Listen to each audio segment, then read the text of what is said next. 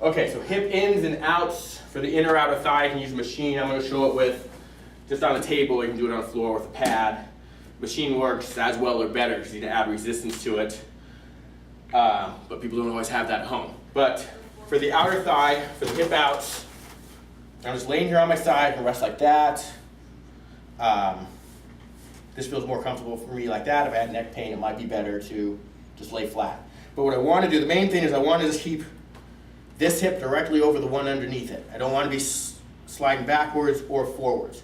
People, as they get heavy, they start doing that, which brings in more quadricep to the activity. But I want to be staying straight up and down. I use this hand to stabilize, and I'm just lifting the leg as high as I can. I like to have them try to keep the heel higher or at least level with the front of the foot. I don't want to see that because that means I'm starting to substitute different muscles. So I like to keep the heel level or if anything a little higher.